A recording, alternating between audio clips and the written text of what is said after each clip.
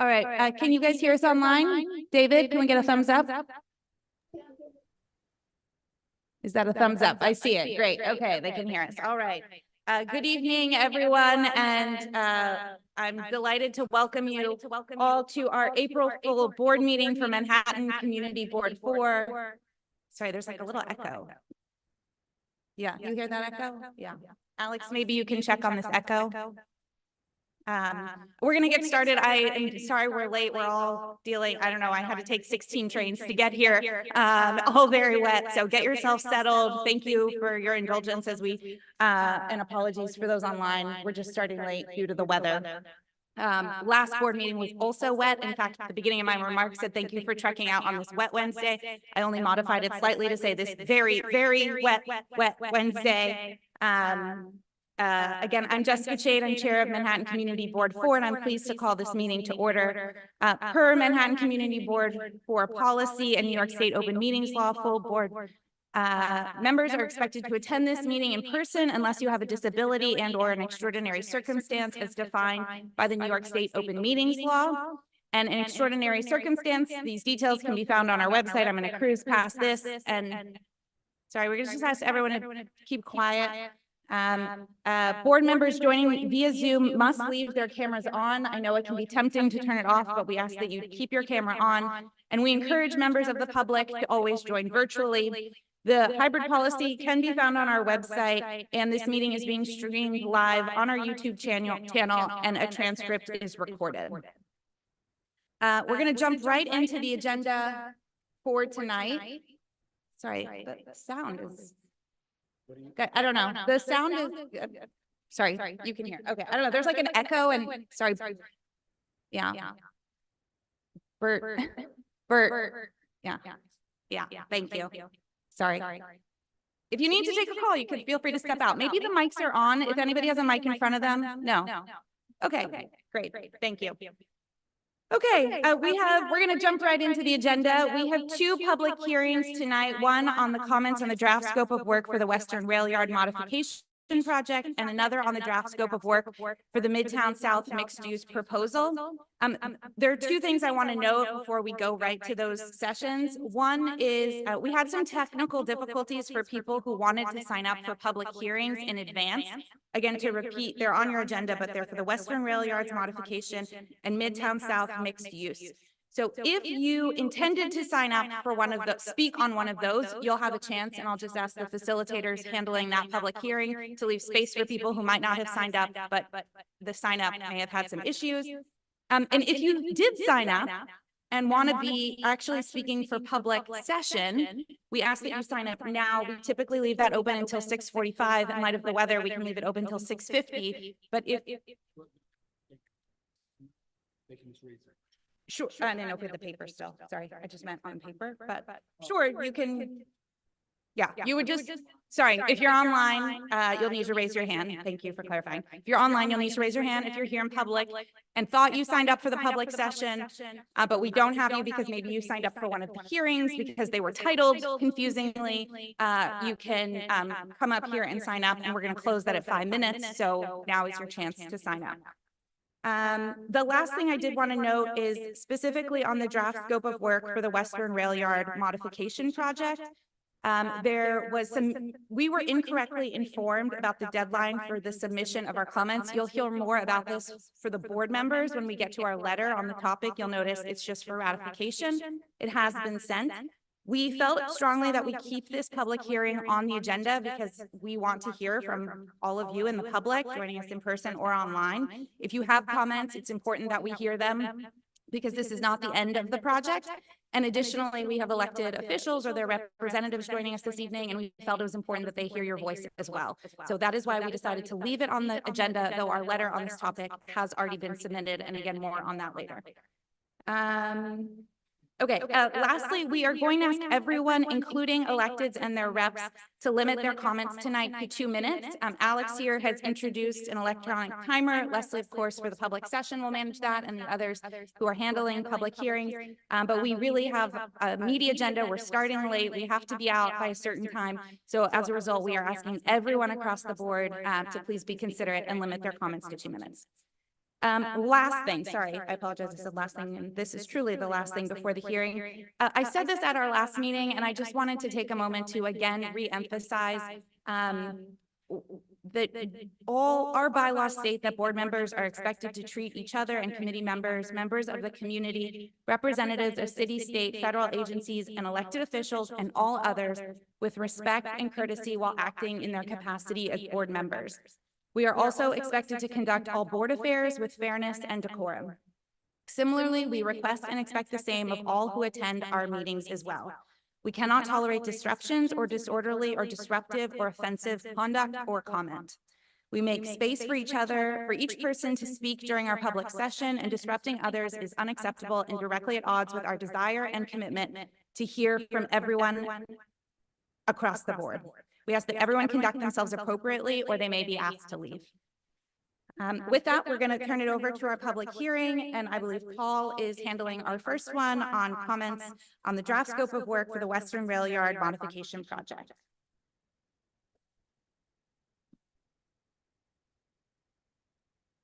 Good evening. Thank you, Jessica. As Jessica has pointed out, we had a scoping process. We thought tonight was going to be the last opportunity of comments before submitting the letter, but we did have to submit the letter because the deadline passed on Monday. We have gone through the Hell's Kitchen Land Use Committee. We went to Waterfront and Parks. We went to Transportation. All of the comments that were gathered at all of those committee meetings are included in the letter that was sent. So just so everybody has a heads up that our position is basically this shouldn't be going forward. There are some fundamental flaws with the scope, and then there's a list of issues that were raised of concern throughout the committees.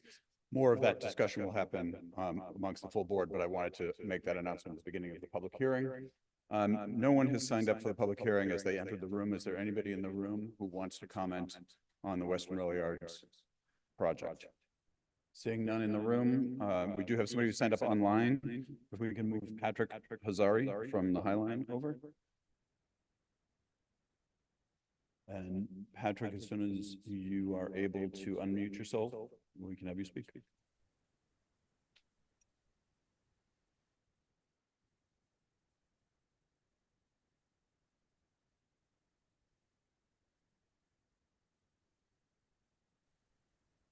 Hi, good evening. Can you hear me?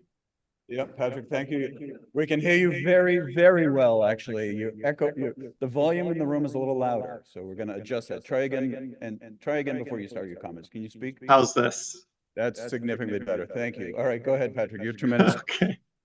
All right. Well, thank you. Hello, everyone. I'm Patrick Hazari, the Senior Director of Planning, Design, and Construction at Friends of the Highline.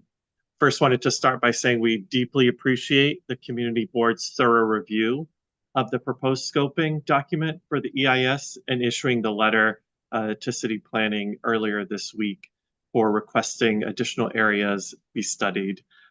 As I mentioned at a recent Waterfront Parks and Environment Committee meeting, I'm happy to announce to the full board that Friends of the Highline is reopening the interim walkway at the Western Rail Yards at the end of the month. As the community evaluates the rezoning proposal, it'll be important to see and experience the area of the Highline that is impacted by this plan. This section makes up 1/5 of the Highline, 20%, and is directly adjacent to the Western Rail Yards development area. You simply cannot properly evaluate this rezoning effort without being able to walk along the site. And so we've made this decision to reopen the interim walkway at the end of the month. In addition to the testimony we provided on March 21st to City Planning, we also submitted written comments on Monday in support of the commissioning of an additional scope of work on the environmental impacts of the proposed rezoning. We are sending a copy of these comments to the board and would ask that they be entered into the record if possible. Our letter echoed concerns of the community about the proposed rezoning impact on the visitor experience of the Highline and the neighborhood at large. Key areas where additional analysis in the scope of the EIS was requested include analyzing public access, increasing the study area, studying the impacts of wind and the impacts of shadows and glare, treating the Highline as an elevated sidewalk, assessing the as of right open space against the proposed open space, and studying the impact of the proposed zoning change from a majority residential dense plan to a commercially dense plan. Lastly, as an anchor institution in our West Side community, we affirm the importance of fully considering additional concerns by the community regarding impacts to the area's safety, accessibility, housing, and affordability as key and interrelated priorities. The concerns we have heard from the community are aligned with the issues we raised in the letter regarding the inadequate scope of the current EIS. Thank you, Patrick. Appreciate your comments tonight. And I'm glad to have you send the letter to us, and thank you for sending the letter to everyone. Very good. All right, I don't see anybody else with their hand raised online or anybody else in the room, so I'm going to close this public hearing. Thank you all very much. Oh, take the next one. All right, I'm going to take the next one. So the next hearing is comments on the draft scope of work within the Midtown South mixed-use proposal. I'm reading from the agenda. It says it's a hearing on the draft scope. We will be, but it's not a hearing on the draft scope. It is a hearing on the draft scope. The draft scope is live, so it's a hearing on, we're holding a hearing on the draft scope. This is the hearing on the draft. However, the good news is we're going to be bringing this up at our April Hell's Kitchen Land Use Committee meeting. So we will be having open discussion at our Hell's Kitchen Land Use Committee meeting, which is on April 10th. All right, so if anybody wants to come to that meeting and make comments, we'll have that opportunity as well. So I don't see anybody in the room who wants to speak on the Midtown South mixed use. And someone has some fun music playing in the room though. Is there anybody online who would wish to speak on the public hearing on the Midtown South mixed use proposal? Not seeing any hands being raised. I'm going to call close to this hearing as well. Thank you all very much. Thank you, Paul. With that, we're going to turn it to our public session, and I'll turn it to our first vice chair, Leslie Boghosian Murphy. And for those in the room, we'll just ask that you keep your eye also on the clock here that Alex has put up. Thank you, everybody. We're going to start with the online people, okay? Can you bring over Tamara Duckworth, Lisa Wager, and Ron Wisniewski? Okay. Lisa, I know is there.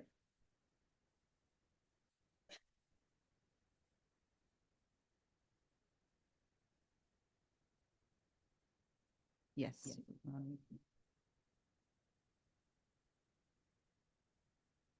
Hey, Lisa, can you hear me?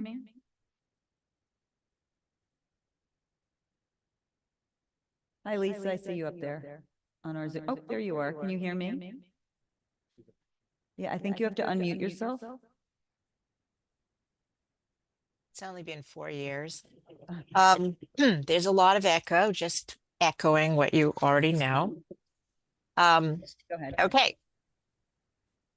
Hi, I'm Lisa Wager, the Director of Government Community Relations at the Fashion Institute of Technology, the SUNY College on West 27th Street, with a residence hall on 31st Street, just west of 9th in the district. I'm here to share a few updates. On April 9th and 10th, FIT will host our 18th annual Sustainable Business and Design Conference.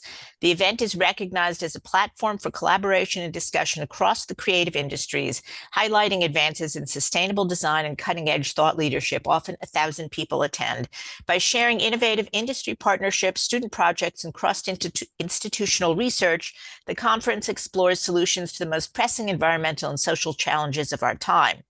In recent years, session topics have included the farm to fashion movement, biomaterials innovation, a sustainable supply chain, mindfulness in design, and recyclable packaging materials. The wide-ranging program features keynote speakers, panels, and projects that delve into pressing issues and exciting developments in the industry. It's open to the public. For a full schedule and to register for the conference, visit fitnyc.edu/our future. And even though it's hard to tell from this weather, we are actually headed into the commencement season, and the many capstone presentations and exhibitions that, here we go. Let's see our sustainability commitment. that come with that at FIT. So today, the Fashion Design AAS Capstone Exhibition, Denim Divine, opened in the Art and Design Gallery. That's the glass-walled space at the corner of 7th Avenue and 27th. 55 students are exhibiting looks designed and crafted entirely of denim, draped, woven, braided, layered, appliqued, fierce, fantastic, formidably fabulous, from clubwear to ball gowns, in a pretty glorious display of creativity expressed through the skills and techniques they've garnered in their programs. In addition, 12 students from the Fashion Design Art program have their fashion illustration portfolios included in this capstone exhibition. I walked through it today and just wow. It's up till Sunday, April 21st. We hope you get a chance to stop in. Thank you. Thanks so much, Lisa. You said that Tamara was not on, correct? Okay. Why don't we go to Ron? Ron, can you hear me?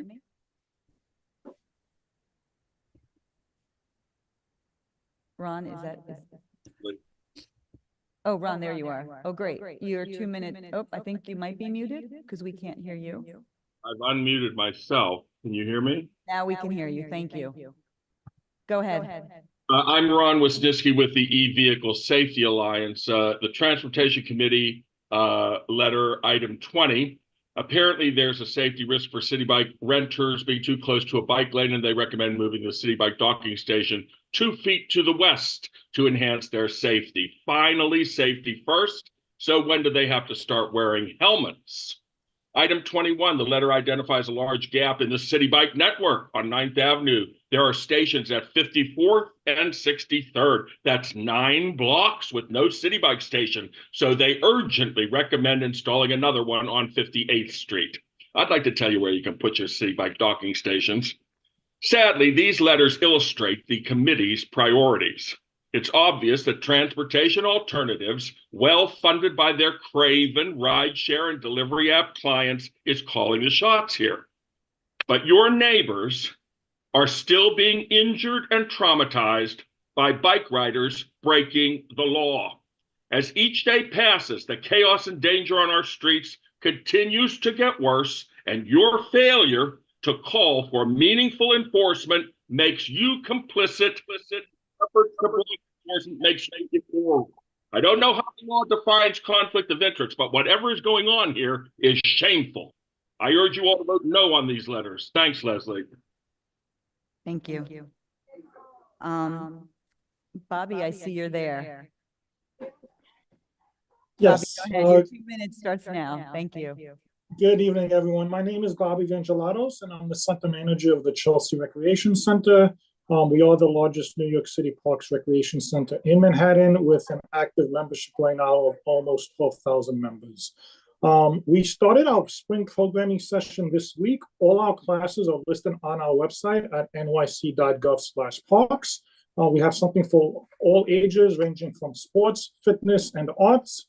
We have 4 upcoming events this month. On Monday, April 8th, from 10:30 to 11:30, we will have our toddler spring celebration. Bring your toddler for a celebration of spring to take part in crafts, story time, egg hunt, and other activities. On Wednesday, April 10th, from 5:30 to 6:30 p.m., we will have our final of 3 origami workshops where you will learn the history of origami and be trained on making projects. You don't have to have any experience necessary, and it's not a requirement to have attended the first 2 sessions. Monday, April 22nd, from 5:30 to 7:30, join us for an environmental day of artistic exploration. Participants will celebrate Earth Day by using upcycled materials to create a collage of the earth. And finally, on Saturday, April 27th, from 10 to 1 p.m., we will be hosting our fitness and sports combine at Chelsea Park. Join us for a combination of challenges designed to test your athletic skills in power, speed, strength, agility, and endurance. Those are what we have for the month of April. If you have any questions, please come by the center or give us a phone call. Thank you again for your time this evening, and look forward to seeing you next month. Thank you, Bobby. I think we have one more person. If Tamara doesn't show up, we have one more person signed up for online. Rose Pucciardo. Hi, Rose. I see you. Can you hear me? Yes. Great. Hi, everyone. Your 2 minutes starts now. Okay. Well, I have the unfortunate news of to share that I was attacked on Saturday in the Clinton Community Garden by volunteers that said numerous racist things to me. They pushed me. They pulled the leash of my dogs. And, to not, take up all the time, of course, I want to present some solutions.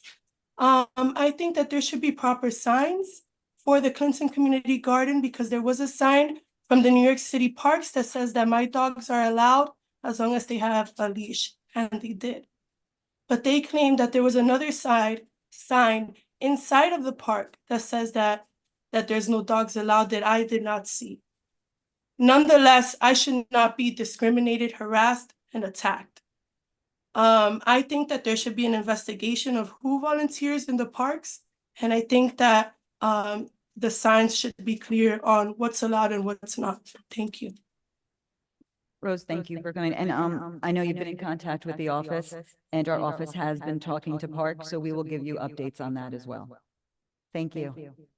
I think that's it for online. We do have a few people here, and I'm going to defer to Jeffrey LaFrancois first.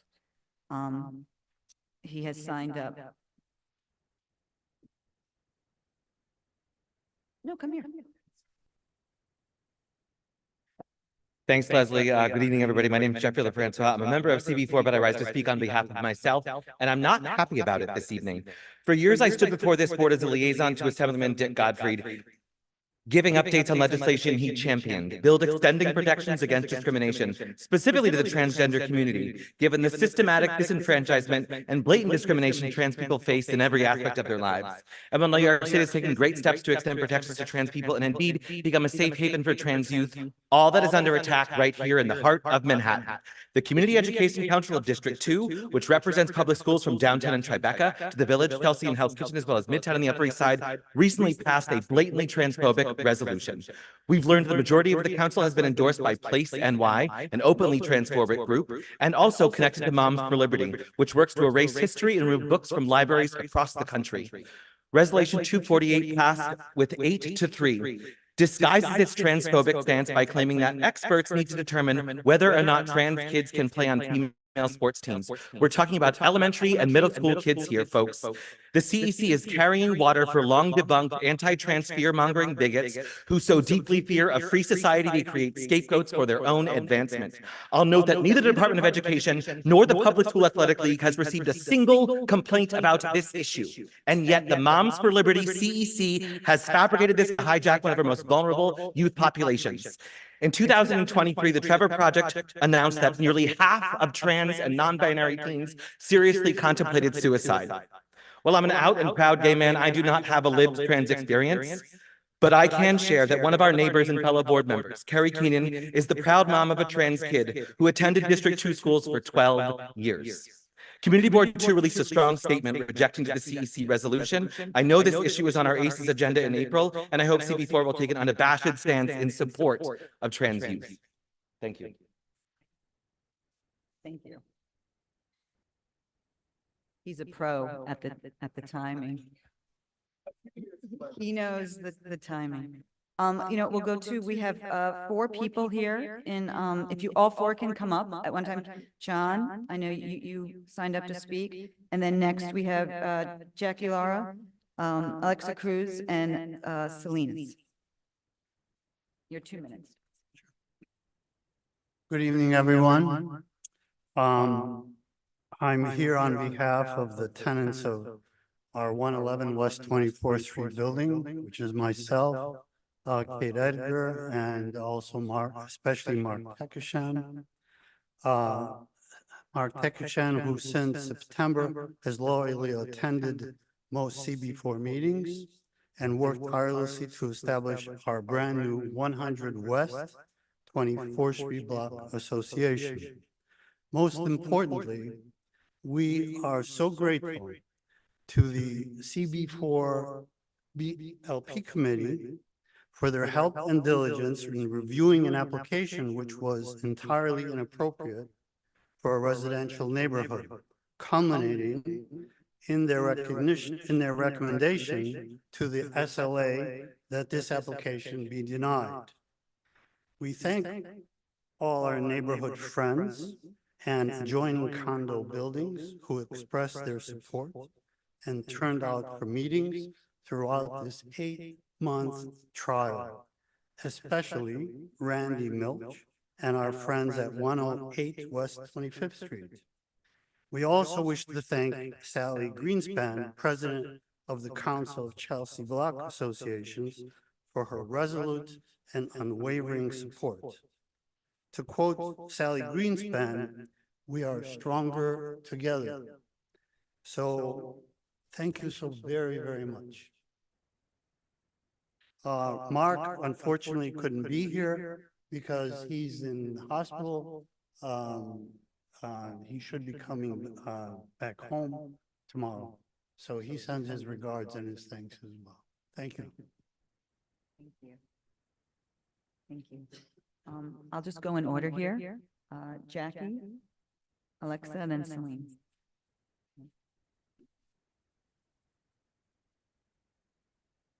Hi. I have two juicy ones, but I only have 2 minutes for one. So I want to speak on last night, one of our children from Fulton got shot. A sedan went by and shot him in the back. I don't know if he was the target. I doubt it because he's a really good kid. And he works in our pharmacy, so he's the one that delivers my medication to me. But, you know, everybody's throwing that out there that's why we need demolition for Fulton. But what they don't tell you is that we have a sucker puncher that lives in Fulton that's punched 2 women in Chelsea already. His bail is $10,000. And they don't say that, but they want to throw around the shooting about the kid. It's a good kid. Listen, there's crime everywhere. Don't think that just by doing demolition that the crime is going to stop. It's probably get worse. Sorry, I sound like Froggy from the Little Rascals. Number 2, I was in CBS today, and there's a guy with a machete just swinging at everybody on 8th Avenue and 14th Street. So please stop using the crime to knock down Fulton and Chelsea, because it's everywhere, everywhere. Right now, we're just coming here. There was a psycho out there. I kept looking back to make sure he don't jump on me. So, you know, stop the nonsense. And tomorrow I will be back with part 2. Thank you. Thank you, Jackie. Alexa? Thank you.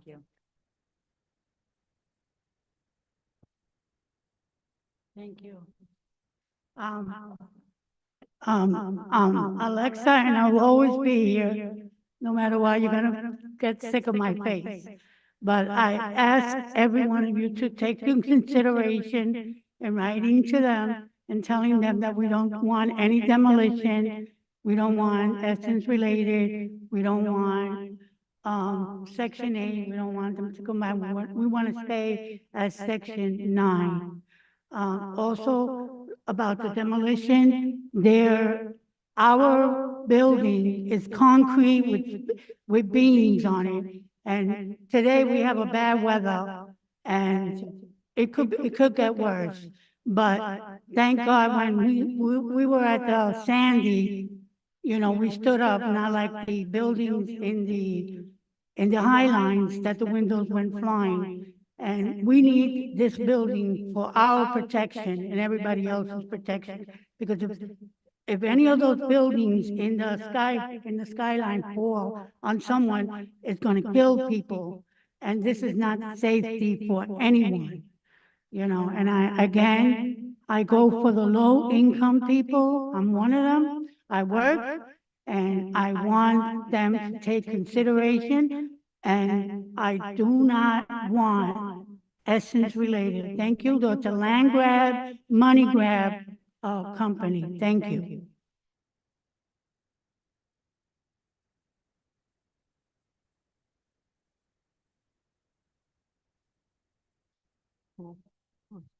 In regards to the related proposal, some have suggested holding a new survey. Oh, yes, Celines Miranda. In regards to the related proposal, some have suggested holding a new survey. The problem with this is that it protects and conceals the deceptive practices of related. It's obvious that they are hiding something. So many have requested to see the breakdown, and they refuse to show it. There's this elephant in the room that no one wants to talk about. Let's insist on the breakdown. This is what demolition is based on. So then show us the receipt.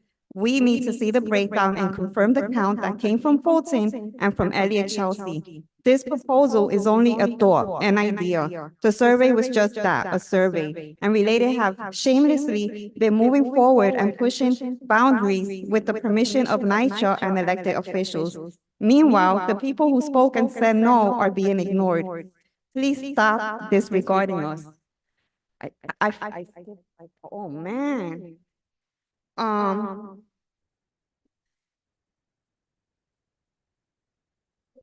I don't know where I left off. I'm sorry. I skipped like a whole half. Okay, for those that insist on a new survey, we already have one. It's our petition. FEC tenants against demolition have done resident engagement. We've been door-to-door knocking and have spoken to many of the FEC tenants, and we know what they want. It's reflected in the petition count. We have more tenants that are against demolition. They have their survey, we have ours, and our survey has a higher count than theirs. Another proof is the actual survey results, which is labeled as a PAC survey. If 70% of the tenants did not participate in the survey due to Essence and NYCHA's robust resident engagement, the tenants understood that participating in the survey, regardless of their preference of rehab over reconstruction, they would be privatized. 70% of the tenants spoke loud. I'm not allowed to finish.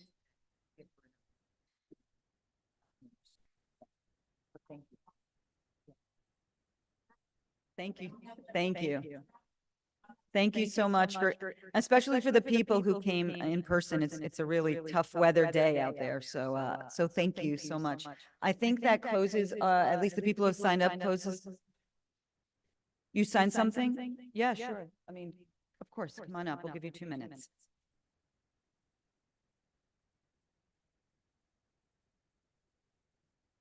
Very briefly, in case you haven't noticed, we're in great trouble. The world's in great trouble. Pardon? Oh, my name is Bennett Freeman. The world's in great trouble. Fascism is rising. The daffodils were blooming the first week in March in New York. I'm in my 80s. I've never seen that before. I loved every minute of it, but it could get, going to kill us. Okay, so the project, they want to knock down NYCHA at a moment like this. We're in a very unstable times, and they're offering something in the future. Let's look at the real economics involved here. Reliant, Rebney, the real estate people in New York are in trouble. Their commercial real estate empire is collapsing. 20% of the commercial property is empty. They can't even rent out their property in Hudson Yards. They're offering, look, we got it all worked out. We're going to lay it out for you. Everything's on our side. We're world beaters. Whatever we say, we can handle perfectly. No, they're not handling it perfectly. Their business model is collapsing. You look carefully into some of the economic calculations about what's ahead for commercial real estate in general. It's not actually promising. Some very smart economists are wondering if that could create the banks and loans that went into all of that property they can't rent may lead to a depression. Okay, you're going to put your faith into their prospect 10 or 20 years down the line? I don't think that's a good idea. You folks have a responsibility, a great one. We are in dangerous and crazy times. Your integrity has to protect us. NYCHA is a part of our neighborhood for 20 years. You got to support them. Thank you so much. And I want to reiterate, thank you for the people who did come out in public. No, I think the public session is closed, and you're a board member. You can. No,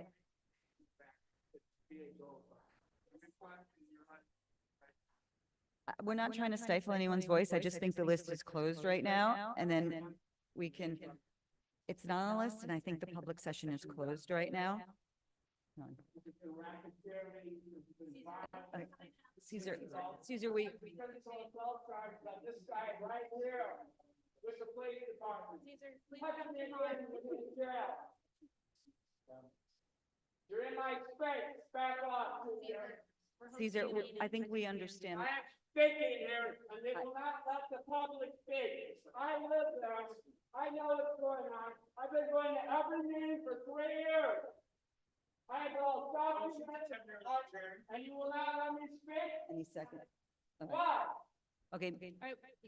Yes. Why? There's a motion on the floor for a meeting to temporarily adjourn, so we're going to recess for just about 2 minutes to collect ourselves.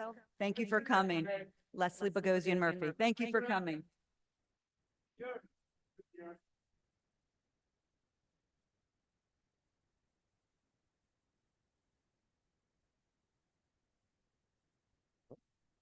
No, I can do it. I just. You guys won't let me speak because I know the truth. You don't want the truth out, do you? The survey was great. There's like 3% of the population voted for them. Billy, you want your neighbor to have the power to vote you out of your home? What is this, Ukraine? Israel? No, this is America. We have a constitution. Shame on you. Every one of you is not for Americans. You have to build their own home. And if you don't believe in our Constitution, there's many other countries, and you go to JFK and be there tomorrow. You don't want freedom of speech? Go to Ukraine. You know what democracy? When they don't vote for president, go to Ukraine. Who Christine supports? Be sorry.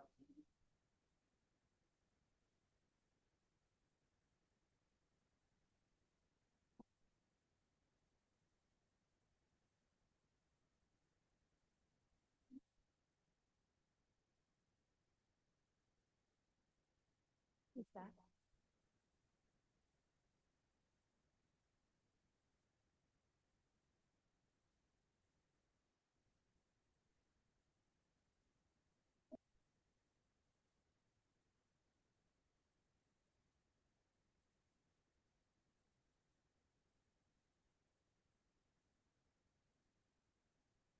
And if you guys want to make your own, we'll move some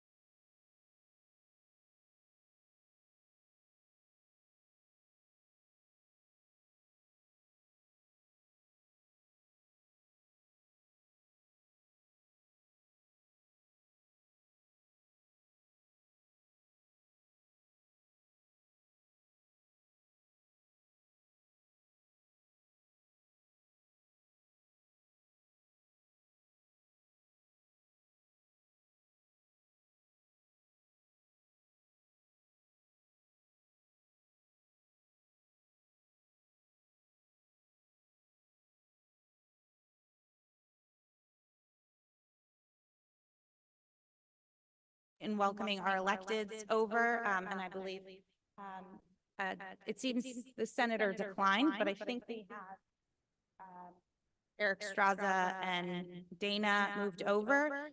So we'll start, before we do the comments from electeds, I just want to remind everyone, we're grateful to have you join. We do have a very full agenda, and we are going to ask you to keep your remarks limited to 2 minutes, but we're happy to send anything over to board members and the community so everyone remains fully briefed on your priorities. So I think I brought Dana over. Great. Dana, you can go ahead and get started. Hi, everyone. Good evening. So I'll just go over two brief things. The first is last month, the Senate came out with their one House budgets along with the Assembly, and they are now currently in budget negotiations with the governor to come out with the 2024-2025 state budget. One of the things that's being negotiated that I know is very important to CB4 is how to tackle illicit cannabis shops. So they're looking to strengthen the ability of enforcement agencies to take action against property owners that are allowing illicit cannabis stores on their property. They're looking to make it easier for local governments to utilize the process to seek closing orders against illicit stores in the courts and expand the hours administrative inspections can happen, as well as give localities the ability to create their own administrative cannabis enforcement local laws. And the Senate is also adding in their one House budget and hopefully in the official budget, $5 million for a cannabis youth education program and services. And I just also want to highlight something that was brought up in the public session, but a few weeks ago, the Community Education Council for District 2, which includes many schools in Senator Krueger's district, took a vote to pass luckily a non-binding resolution calling on the Department of Education to reassess guidelines on gender inclusion in school sports. Senator Krueger thinks this is an absolutely appalling decision and one that targets and ostracizes an extremely vulnerable group of our city's children in the name of solving a very non-existent problem. And as many of you have probably seen, that's it. Thank you. Great, Dana, thank you so much. We are now going to go to the senator. I think you, oh, yes, thank you, Senator Holman-Siebel. Hi, Jessica. Good to see everyone. Just following up on my colleague, Senator Krueger's representative. We're up in Albany, as you can see, discussing the $233 billion budget. We're working on increased tenant protections at the same time. New housing, affordability, school and healthcare funding for NYCHA, new bus service, and giving local authority the power to padlock these illegal cannabis shops, which I think we've all reached the end of our tether. A bill that I'm working on that's in our Senate One House is called the Local Journalism Sustainability Act, which would allow local news publications to be eligible for a tax credit for hiring journalists. I'm also advocating for my Hate Crimes Modernization Act. I worked on this bill with District Attorney Bragg that's going to expand crimes eligible to be prosecuted as a hate crime, including gang assault and murder. And I'm pushing for Sammy's Law to be included in the budget. That would let New York City be the boss of its own speed limits, lowering them where necessary as a response to the really unacceptable crisis in traffic deaths. One thing I wanted to note, this month, April, is Parkinson's Disease Awareness Month. And just today, I passed legislation in the Senate to create a Parkinson's Disease Registry in conjunction with the Michael J. Fox Foundation for Parkinson's Disease Research. And I'm headed outside to the Capitol, where we're going to light the Capitol the color orange in commemoration of that month. There's going to be a new DOT study on the West Side Highway. That's something I've worked on for a number of years. And I've worked with the borough president and our colleagues in government on comments for the environmental review for the development proposal at the Western Rail Yards. But we'll be listening closely, as will my colleague, Jonah Rose, to what you discussed this evening on that issue. We're also been working with our local colleagues on the General Theological Seminary. That's been reported in the daily news about a plan to partner with an organization called the Sacred Music School. There's going to be a community meeting on this issue that Councilmember Barcher is helping coordinate on Sunday, April 14th. Thank you, Community Board 4. Good to see you, Jessica. Nice to see everyone on Zoom. It's supposed to snow here in Albany, believe it or not. Thank you, and thank you for all of your hard work in this critical time advocating for our district. We're going to move on to, I think we have Eric Straza representing the district attorney, Brad. Hi, everyone. Hopefully you can hear me okay. Hopefully everyone also got to the meeting safely and that everyone remains safe with the weather today. I know it was a little crazy for me. The hair is not a personal choice. Wanted to just let everyone know 2 quick updates from our office. On April 21st, from 2 to 4 p.m., we'll be holding our 39th annual Crime Victims Candlelight Vigil. That'll take place just above the district at the West End Collegiate Church, and it's effectively an opportunity for community members to heal through the support of their neighbors. So if anyone wants to join, we would encourage them to do so. That's on West 77th Street. And we have some save the date flyers if anyone wants to help us get the word out as well. The last thing I wanted to mention is that we'll be expanding our services for witnesses and victims, transitioning what was our Witness Aid Services unit to our Survivor Services Bureau. So increasing its size, which we hope will better help survivors across all areas of the office, and will expand the offerings and capacity significantly, focusing on victims of violent crimes. Just as an extremely quick overview, the Bureau and what was the unit ensured that crime victims and witnesses, their families, can access services they need to rebuild their lives while also helping them navigate the sometimes complex New York's court system. And the services include things like safety assessments, counseling, relocation assistance, and many other things. So happy to answer any questions on that offline if anyone needs any more information on it. But if anyone is the victim of a crime and thinks they need services, please reach out to me or anyone else in my office. We'd love to try to get some, to connect you to the Bureau. Thanks so much. Thank you. We're going to now go to Yiyi Wang from the Manhattan Borough President's Office. Hi, everyone. This is Yiyi from Manhattan Borough President's Office. First of all, for those who might not be aware, Tricia Shimamura has now moved on to become our new Manhattan Borough Commissioner for the Parks Department. So Eric Lea, who has been our Deputy Director, is now serving as our Acting Director for Community Affairs. So if you have any questions regarding community boards, please reach out to me or Eric. Second is the community board application. So thank you everyone who have replied to serve on community board. As a status update, we've finished with interview sessions and we are now reviewing applications and working towards final decisions. We hope to have appointments completed by the end of the month or first week of May at the latest. And the third is the housing issue that Senator touched on a little bit. So Mr. Borough President recently laid out a housing agenda urging Albany to take up a number of issues related to both the shortage of housing units as well as protections for existing residents. One item that is incredibly important for Albany to address is lifting the outdated 12 FAR cap, which limits how much housing we can build. Our office has put together an amazing volunteer corps that is working with hundreds of volunteers across the borough looking to support fellows Manhattanites in a variety of ways. We recently partnered with West Side Campaign Against Hunger and the Borough Mission. So if you like to join us at any of these volunteer efforts, tackling food insecurity,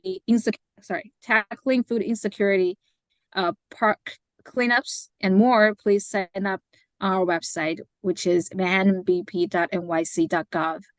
Last but not least, we're still in tax season. So in our Northern Manhattan office, we still offer free tax prep services. So if your household income is under $85,000, you can take the benefits. So if you're interested, you can contact me or call the number, which is 212-531 212-531-1609. Again, that's 212-531-1609. That's it. Thank you very much. Hope everybody stay dry. Thank you, Yiyi. We'll now move on to Tevin Williams from Congressman Daniel Goldman's office. Thank you so much, Madam Chair, and to all of CB4. I'll be very, very brief. Just wanted to let everyone know that the 2024 high school congressional art competition has begun for our office. If you know anyone that's interested, you can find out more information on our website and also in the board report. That's what's going on the district level. Three quick things when the congressman comes to his work in DC. The congressman introduced the Abortion Care Awareness Act with Congresswoman Jasmine Crockett, and this is to increase access to medically accurate information on abortion, specifically medication abortion. You can read more about that in the board report. And then secondly, I would just like to just speak very quickly on the work that the congressman done is on voting rights. He's also introduced a bill to make Election Day a federal holiday. This is joined with Congresswoman Anna Eshoo, and this would obviously make Election Day a federal holiday. 26% of Americans say they don't vote just based on being too busy or having work or school. That's all I have on my end. Thank you so much. I hope you all have a great evening. Thank you. Thank you for joining us. We're going to now go to, Winton Schnell from Assemblymember Linda Rosenthal's office. Hey everyone, my name is Winter from Linda Rosenthal's office. Apologize for the background noise. I am in transit, but very thankful for having me speak tonight. I am her community liaison, and she is up in Albany in session. So just a couple quick updates. First, we were very pleased to announce last week that we overwhelmingly passed our bill, which is similar to a 2019 law requiring manufacturers to disclose types of ingredients found in menstrual products. This would do the same thing for diapers, which is huge in ensuring infant safety and health in the state. Second, we wanted to mention that advocates joined the Assembly member at a press conference the other week in support of her bill that would bolster the city's enforcement powers in seizing illegal flavored vapes that are found in smoke shops. A few years ago, for context, the Assembly member banned the sale of flavored vapes in the state. However, that has not stopped Big Tobacco from trying to use every trick in the playbook to create a new generation of smokers, targeting our youngest New Yorkers.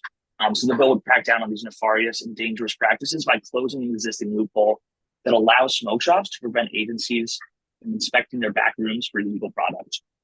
And then lastly, we have two upcoming community events we are very excited to announce. Backed by popular demand, the Assembly members hosting forever popular West Side Shred Day on Sunday, May 5th. We'll be getting a ton of calls about this.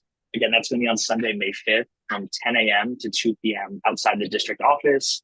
That's at 730 West 72nd Street, right by the 72nd Street stop. And if you have any sensitive documents that need to be shredded, you're more than welcome to join. Lastly, we'll be hosting a screen clinic with the NYC Department of Finance on May 1st. So 4 days before the shred day. And the May 1st screen clinic will be from 10 a.m. to 1 p.m. So please visit our district office. You can call us. You can find our website, email online. You look up Linda Rosenthal Assembly. Hope to see everyone there. And always, as always, call us with questions or concerns. And I hope you guys can hear me okay. I do appreciate it. Great. Thank you so much. Safe travels on this wet day. We're now going to turn it to Curtis Young, representing Public Advocate Jemani Williams. Good evening, everyone. I will be very brief. As you know, our office publishes the worst landlord list every year. And this year, Daniel Obershalom has been, who's been number one on our worst landlord list for 2 years in a row, was arrested and being held accountable for negligence in his buildings. Last month, the city arrested the owner behind some of the most dangerous buildings in our city. This just sent a clear message to other bad actors that putting profit over people will cost you. Also, Public Advocate Williams recently released a proposal to prevent e-bike battery fires from distributing fireproof battery storage bags. These bags would help to provide safer, maintenance of these e-batteries. These bags are low cost, less than $20 each. And for a relatively small expense, the city can provide bags to every delivery driver who needs one. This is a simple, cost-effective solution that will ultimately save money and, much more importantly, save lives. As for upcoming events, on April 5th, we will be hosting our Bridging the Gap Health Forum, collaborating to end the opioid epidemic crisis on Staten Island. You can join us in person for that event on Staten Island, or you can join us virtually as well. I'll make sure you have that information on how to register. You can also join us in person in Queens for the April 30th Queens Satellite Office for commuters, with others in Queens and others also occurring throughout the spring up until July. As I share each month, we have our monthly Ask the Advocate series. You can tune in to News 12 Brooklyn or online to watch our monthly segment and post questions directly to the PA. That'll be all, and I will make sure I send this over to you all to distribute. Thank you much. Thank you. We do have one final person attending, Evelyn Colado from the Controller's Office. Evelyn, yes, good evening. Can you hear me? Yep, we can hear you. Right, thank you. Thank you for the opportunity to address it tonight. And apologies for not being on camera. I'll be brief. I'll have just one announcement to make.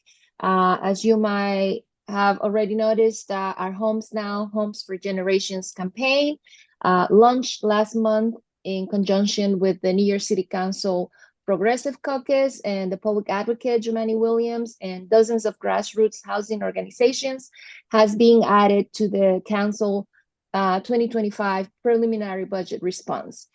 This is a campaign that calls for $2 billion in capital funds over the next 4 years to invest in the construction and preservation of permanently affordable housing.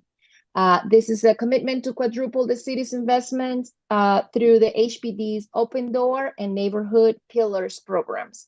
If you have any questions about this and would like us to come in for a presentation or would like to support this campaign in any form, please let me know. You have my information. I emailed you earlier today, and we'll keep it going. Thank you and have a good evening. Thank you. And thank you to all of the representatives and elected officials who spoke this evening for keeping your comments brief. We appreciate it, and I think actually strengthens the impact of your remarks. So thank you. With that, we are now going to turn it over to our district manager, who will give an update, followed by our chair report, and on to the business of the meeting. Mr. Chair.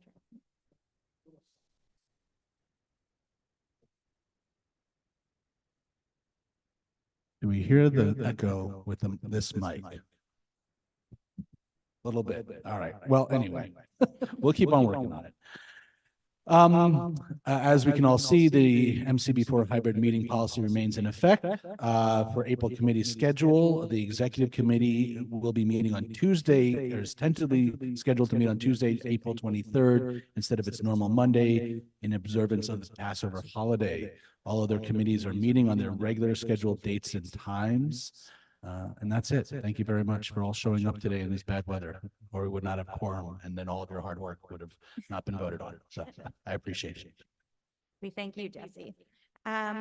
Just in terms of the chair report this evening, as Jesse mentioned, you should all look at the meeting schedule, not only to confirm your dates and align calendars, but also because there are a number of very important issues. Jeffrey spoke about one that'll be at ACES next week, but there are many issues that the board is grappling with, and the work happens at committee. And so whether it's your committee or we know there are many overlapping issues between committees, we encourage you to participate if something looks of interest or you're going to want to offer your perspective or that of your friends and neighbors. And so please do look at the content in the month ahead. I want to thank and acknowledge Alice Wang, who has been dutifully serving as fill-in secretary and is now being officially acknowledged and promoted, if you will, to co-secretary. Yes, so she's done a terrific job in capturing and supporting Katie in this work, and we really thank you for your dedication and I've never seen two people turn around something so quickly. So thank you. And if you need anything else done, call them, or maybe don't. But so thank you, Alice. Just in terms of a few updates, Wanted to share that this, since we met last as a board, that co-chair Paul Devlin, co-chair of Clinton Hell's Kitchen Land Use, Paul Devlin provided testimony on behalf of the board at the following hearings: the City Council hearing on citywide text amendment on gaming, the Department of City Planning draft scoping hearing on the proposed Western Rail Yard modification. We also, and thank you, Paul, for that, and really making the time and all of your hard work on these very intense, long letters, both you and JD and so many others. I did want to acknowledge that the Port Authority Working Group continues to meet with great rigor, and will continue and will provide updates as the timeline for that project becomes more clear. Of course, the Chelsea NYCHA Working Group is attending meetings held by Councilmember Botcher and other elected representatives. We anticipate that NYCHA will be again on the agenda at forthcoming Chelsea Land Use and May's Housing, Health, and Human Services agenda, so please look out for those. We also held a forum and a hearing to hear people from the community's perspective on really the idea of casinos. It was not to look at any specific proposals, but really just to get our finger on the pulse of where folks were at.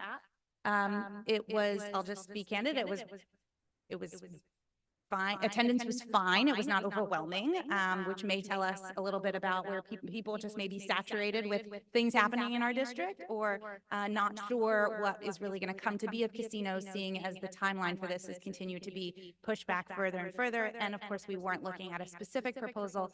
And I would say that the comments that we heard were very much split. Many people in favor and many people expressing concerns and opposition. So we'll continue to engage the community, and of course, as we hear of more proposals or bring things closer to specific projects, those will come to the relevant committees. And I want to thank again Paul for stepping up and helping facilitate the discussion that night. I also just wanted to share a congratulations to Jeffrey for being appointed by the governor to the Hudson River Park Trust. And we as a board member spend lots of time together, and I would love for us also to be able to celebrate milestones like that as a board. So if others, you all are very engaged in the local community and beyond, and if you have things like that that you care to share, I'd be happy to share them with the board. I think we'd all enjoy celebrating with you. But for now, congratulations to Jeffrey for this important recognition. With that, we're going to turn to the business portion of our meeting. We'll hear from our committees, and with that, we're going to start with.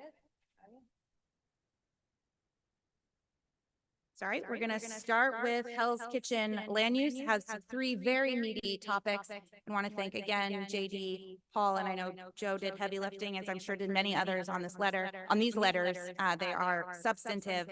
So thank you, and come on up.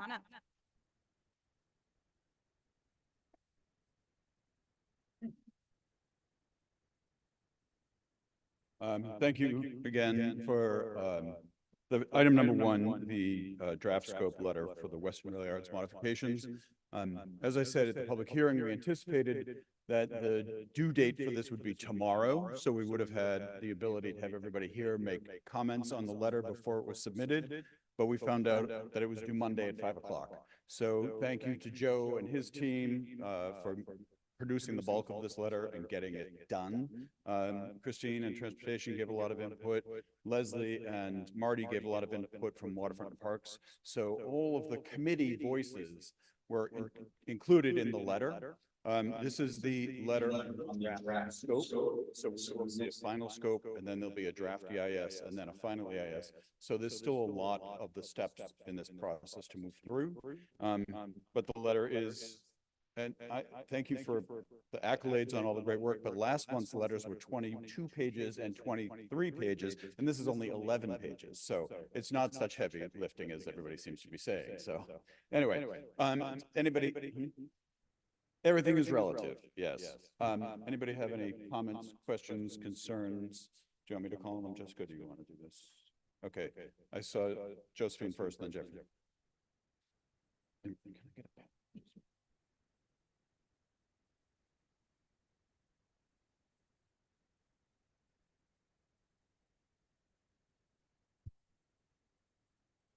Hi, thank you for the great letter. You didn't hear from ACES though. I do have a comment. So in the original plan, I believe the letter said that there were about 5,700 units, apartment dwellings, whatever residential units, and that's gone down to about 1,700. And originally we were supposed to get a school. So this greatly will impact the reality of whether we get a school or not. I would like for them to look at or have a conversation, right? Okay, so. But we don't. I'll let her finish the Right, question. right, because the issue is that the school construction authority is not going to build a school unless they say it meets their criteria, right? So they can tell us, Related could say all that they want, but what I don't want is that it turns out that the school construction says, oh, no, you're not getting school. We can't fill the seats. We don't get a school. And then what happens to the space? Okay, all right, thanks for that. And that's a very important point because the school is part of the 2009 plan. The school is proposed for both their no action plan and their proposed alternative plan. The school is part of the proposal going forward, even with the reduction in the number of dwelling units. But I have noted that in their public comments now, their language is a little bit softer on that and saying it will be dependent on the school board's construction determination needs. So it's a very valid concern you're raising. They currently have a school in the plan going forward. The 2000, all plans have the school. So it's in there, but they do have an escape hatch. And thank you for pointing out, and we will monitor that as we go forward. So thank you. Just a couple of things. First thing, since this was not technically due Monday at 5 o'clock, will we be sending a modified letter based on anything that's added tonight, or this is done? This is done. It was due. We thought it was due tomorrow. That was our initial timeline we were working on. We were told late that it was due Monday at 5 p.m. close of business. So it's sent in. This is now just for ratification. Any additional comments?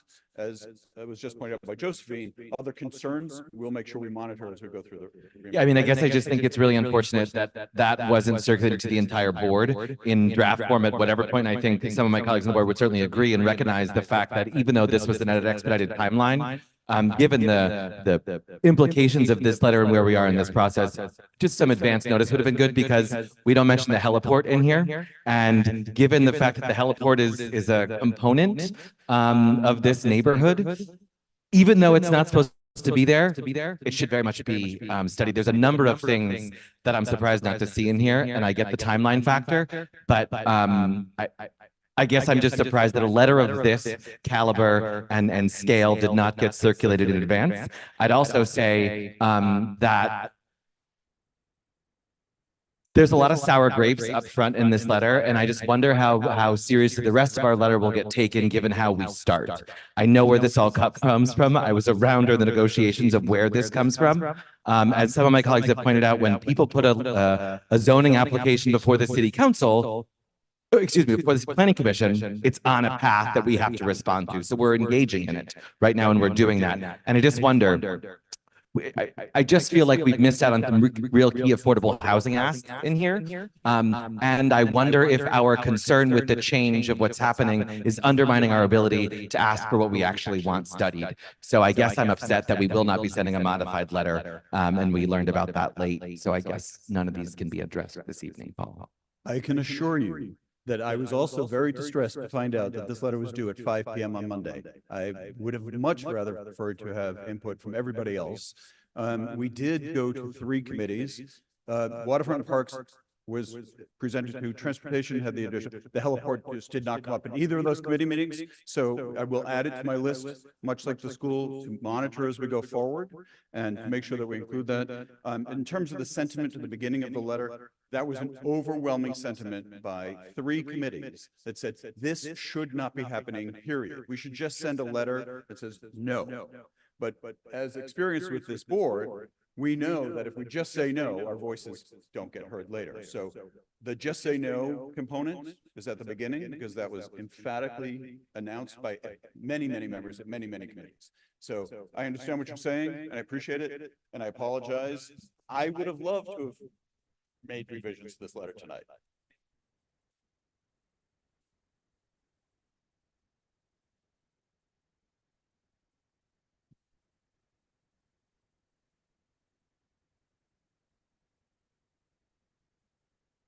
we go. Okay. Jeffrey's sentiments, I feel you on this one. And I think that what comes up out of this community board meeting today should be memorialized and sent to our local elected officials, just simply stating this was fast track. And there were key things that were not captured in the letter that you should be privy of.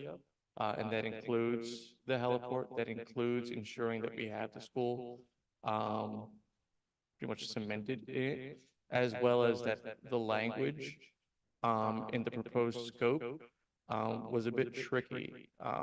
The no action proposal from Related and Win means that we're fine with the changes being asked, and then the alternative was the original zoning scope that was negotiated in 2009 and 2010. And I think that should be highlighted. I just think that just in terms of the spirit. So if it becomes new business later on, that we should just consider that. No, I agree that all scoping documents are convoluted in phrasing. And when they say no action means they're going to build 6 million square feet of office space, I don't understand how no action can mean building 6 million square feet. So it is a confusing language. The other thing that we did emphasize in our 4 fundamental flaws of the scope is that their no action plan calls for what could be built by 2030 and not full build out as is actually a no action plan. A no action plan means leave everything alone, build it as you could without changing. The action is changing the zoning and special permit issues. The no action plan would be to build out the full zoning allowable space, which is the 5,700 dwelling units. What they're saying is that residential construction takes longer to build out, and therefore their no action plan only went to 2030. We're very emphatic that their no action plan is not adequate and it needs to be redefined. And so we're in agreement, I think. But again, anything that comes up, there will be other steps in this process. And we hope that the timeline works a little better so that everybody can have the input. We're trying to be as aggressive as we could with this as fast as we could. But thank you for that. Anybody else? No one online. Do you want to come on the town cells or do you want me to do that? Not really.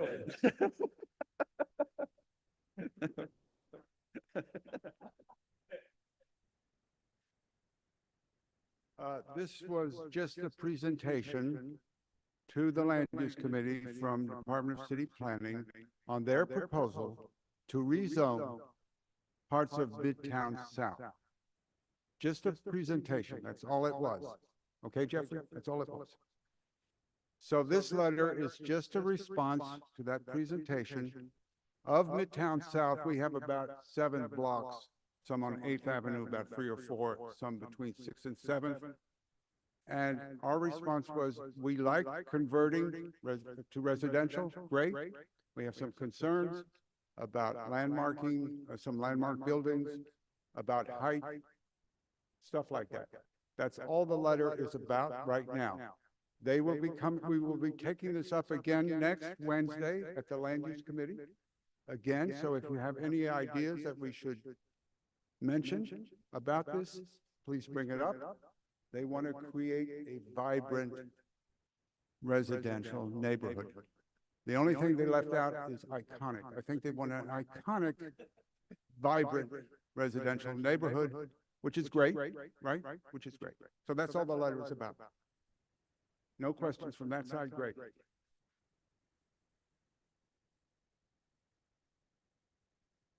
So any questions? Oh, I'm sorry. Sanford.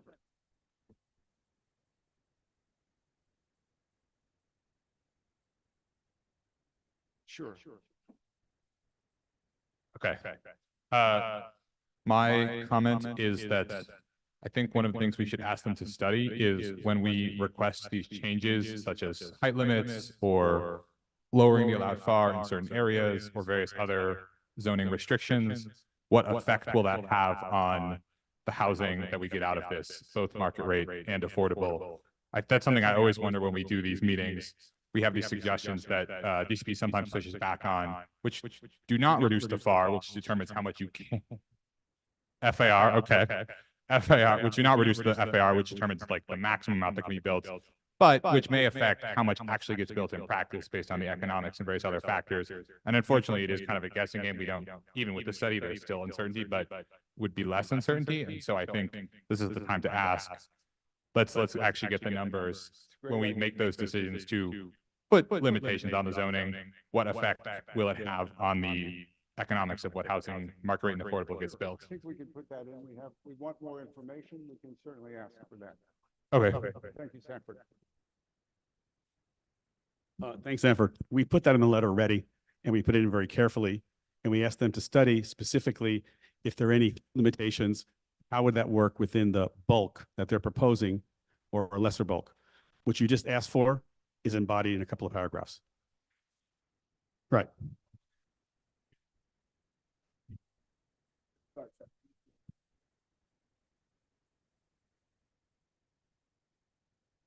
I did see that line in the letter. My request is that we ask for a study, not just of what can be accommodated within the proposed FAR, but what FAR. I'm gonna get it. Give me. I've only been on this board for less than a year. Some of you have been on it for a long time. But yeah, my request is, how will changes and restrictions on the zoning separate from FAR affect the economics of what is actually built, which is different from just what is potentially possible to be built? Well, I think we can take this to committee, Sanford. It's a great, thank you for raising it. Sanford, thank you. That's a great idea. I think we can work that out in language.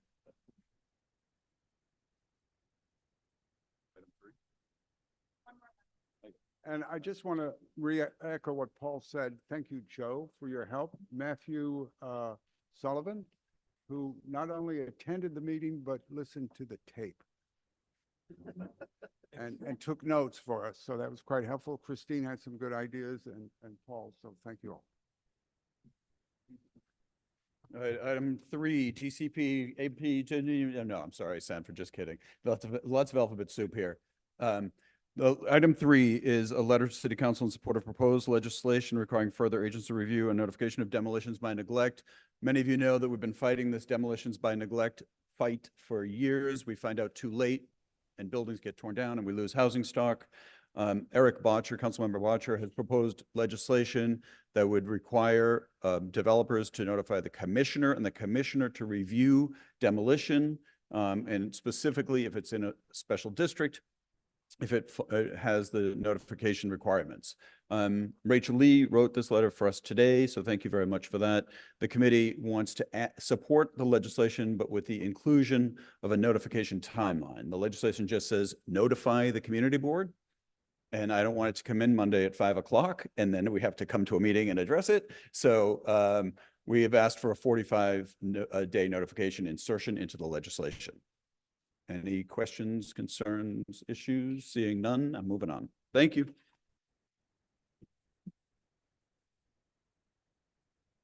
Thank you, Paul and JD. JD, did you have something?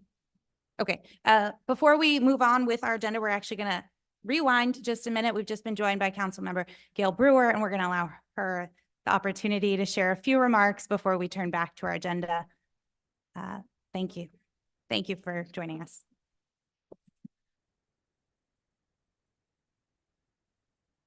Thank you very much. A few things. First of all, in terms of participatory budgeting, I don't think there are any topics specifically in Board 4, but next year I hope that you will give us some. I will say that one focus for me is the High School of Environmental Studies in terms of funding. And so we're working, they have a really great new PTA. They're working on a new principal, and that school needs a lot of help. So I just want to mention that as something that I hope that you too will find ways to be helpful to that high school. On the issue of cannabis, I did close Zazawaza. Took me a long time, but it is definitely closed. We did it on the tobacco.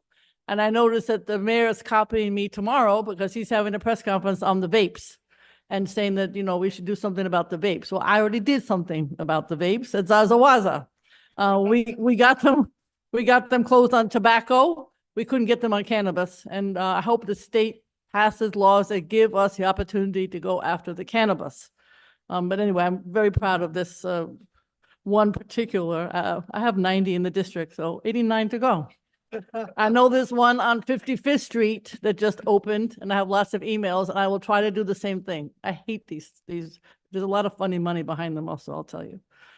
We do have one new one, not too far from Board 4. Flower Power is beautiful. It opened on 66th Street. It looks like walking into the Taj Mahal. It is done by an electrician who is from Astoria, grew up in Astoria, Queens. He's Greek, and he is a carpenter in addition. So he did the entire thing himself. It is absolutely beautiful. It's legal. It's the only legal one on the Upper West Side. I want to just, this whole issue of the bicycles, I just want to thank amazingly a Midtown Community Justice Center. I think we should nominate Judge Wang for to be God or something. He's the most innovative jurist I've ever seen.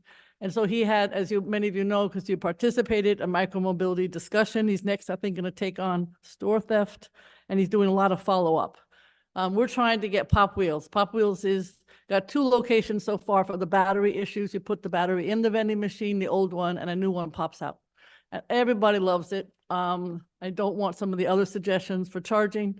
I think we should do them in Board 4, Board 7, and it would make a big difference in terms of the deliveristas using the e-bikes and not the mopeds, which was such a problem, and I'm very, very aware of it. I do want to just say I've been in touch with the owner of the Windermere on 57th Street, which sits there empty. I think we need to pay a lot of attention. I don't want to say anything publicly here, but I think it would be great if we could buy the building, or he should make it his hotel or make it his commercial, and of course, keep the affordable housing that he's mandated. But I think we should pay a little bit more attention to what he's up to. I'll just leave it at that right now. I will pass out, we have a million different events coming up, and I'll be glad to pass them out. I do want to mention Heliport on the 16th of April in the Economic Development Committee. There's a hearing on helicopters. I think some people haven't spent as much time as you have or I have on this topic. Jesse and I have been working on it for 20 years. And we still have helicopters. So the question would be, obviously, to close 34th Street, but also to stop them. I could go on and you know the topic. So there is a resolution that I have. Of course, it's just a resolution to tell the city and the state to close the heliport on the Hudson River Park. So who knows what any of that does, but it's good to have it voted on, and hopefully people understand the importance of that. And then I'll just pass around all the many events that we have that are coming up. We do have quite a few bills that have passed that say, you can't trying to deal with the battery issue at the source. I just hope there are no more fires. Thank you very much. Thank you, council member. And if any, a question.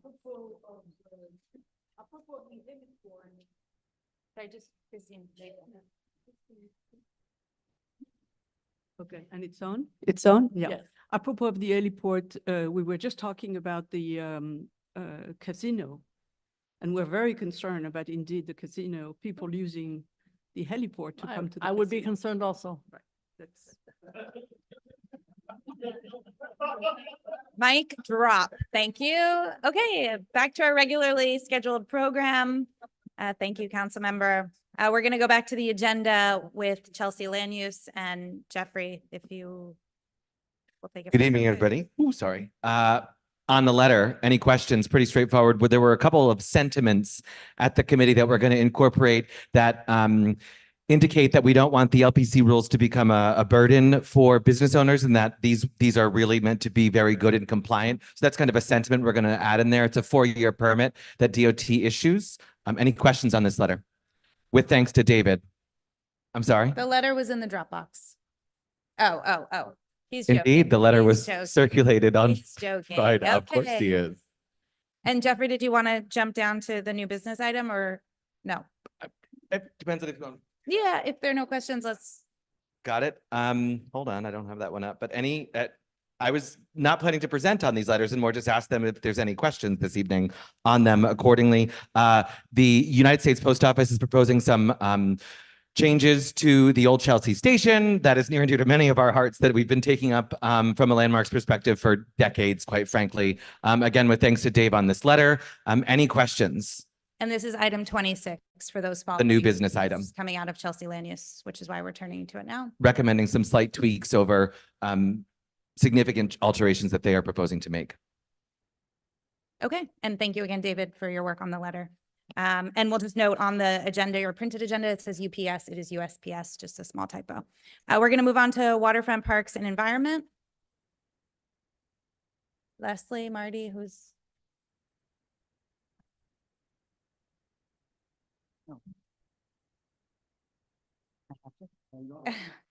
Yeah, thank you. So this is, as it says, a joint. You gotta hold it though. Can everyone hear me? Yeah. There you go. Sorry about that. This is a joint letter from WPE and Transportation only because, well, not only because, but mainly because the canoe, which is that sliver of land on the north side of West 36th Street between 9th and Dyer has a lot of owners and a lot of people who kind of oversee it, especially the bid, and they came and they were nice enough, Hudson Yards Hell's Kitchen bid, to come and present to us about the status of it. We just want to make it as nice and gleamy and beautiful as it could be, and it once was pre-COVID. So if anyone has any questions about the letter, ask me or Christine or Jesse or Marty, and we would love to, or any edits, that would be great. Any Nope. questions? Great, thank you. Oh, is there someone online? No. I'm just, the mic. Oh, okay. thanks. Great. We're gonna turn to BLP, and I believe Bert is taking that today. Yes. Hello, everybody. We have 13 items there. One has been tabled. We could ignore that one. And the other items, the first item is a change in operation, and all the rest are new liquor license, wine, beer licenses. As you know, just about all the items, except for item number 18, all the items on the list, our format is we deny unless stipulations are made and agreed to, and the stipulations have been agreed to by the applicants. Is usually change of hours, it's noise constraints, things like that. Those are all the items through 17. Item 18 is a complete denial. Complete denial. Item 18, we've been playing with, if that's the operative word, since August of 23. At one point, we asked the applicant, to speak with the people in the building in which they want to locate. And just for information purposes, that location has never had, as far as we know, a liquor license before. So they met with some of the people from that building. This is on 24th Street, right west of 6th Avenue. And there was some conversation, and actually Frank was there and encouraged the conversation to continue. The applicant did not continue the conversation, and that was back in September. Finally, and they kept postponing coming to us. They finally came to us last month. There was nobody in favor of the applicant. The Council of Chelsea Block Associations was against. The building's tenants were against. And there's a large building behind it, 25th Street, that would be affected as well. This wasn't going to be a bar, not just a bar restaurant or anything like that. It was a karaoke. It was a proposed karaoke. And because of the environment, because of the lack of support, we voted denial. No stipulations, no negotiations. We're recommending denial. Thank you, Bert. Any questions on the letters from BLP? Nobody online? Okay, great. We're going to go to transportation. Sorry, it's closed to the, thank you. Jesse, thank you. Problem. Our letters are very straightforward. Letter 19, supporting a more pedestrian space, the Western Gateway project in the Meatpacking District on West 14th Street. And then 2 letters regarding city bike. Shocking, we are still in favor of expanding bike access in the city. So one is for moving a city bike station dock by 2 feet. And the other is adding a city bike docking station where there is a gap. And to the gentleman who did speak earlier, I do want to suggest that he go back and look at the letter that this board passed in October of 2023, where we strongly advocated for various enforcement mechanisms against illegal and dangerous bike driving. We obviously do not support that. And expanding the bike network and being against dangerous biking are not mutually exclusive. Yeah. Sure. You need a mic?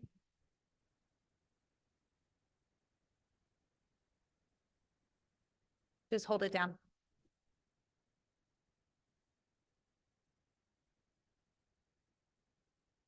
So in connection with the one where we're asking just the bike dock to be moved 2 feet, I didn't understand the phrase like super sidewalk or something. Is it cutting into the pedestrian sidewalk or is there something else happening there? So just like we have on 9th Avenue going down and on this particular block, there is the actual sidewalk that is made of concrete. And then there's the painted on sidewalk that's painted on the road that extends where pedestrians can walk. And that is where the city bike dock is currently parked. So by moving it a little bit further into the super sidewalk, it is not going onto the actual sidewalk, and it is moving just a little bit further into a space that has already been expanded for pedestrians. So it's just shortening that space by a couple of feet. So pedestrians can still use it. Yeah, Still there's plenty of room for not pedestrians still. Yes, marvelous. yes. Great, thank you. I think Leslie had a question.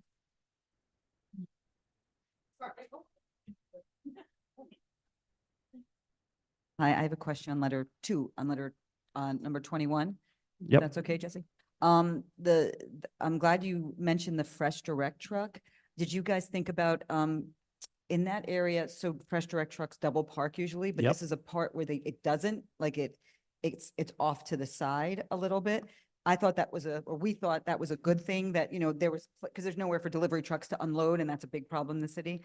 And this it will eliminate that spot for, what did you guys So we think about we actually saw evidence of double parking in that exact spot. I don't believe it. Yeah, right. So, but the testimony that we heard about this particular location, and especially it being literally right outside this Bright Horizons daycare, just seemed to be problematic. And we do recognize that there is limited space for all sorts of activity, but we heard pretty strong feedback from the community that this was just not a good location with the noise as well. Yeah. Yeah, no, absolutely agree. In fact, sometimes there are 2 trucks there. Yeah, exactly. They're Yeah. back to back. So- But we need somewhere for them to go. So maybe we can just look at.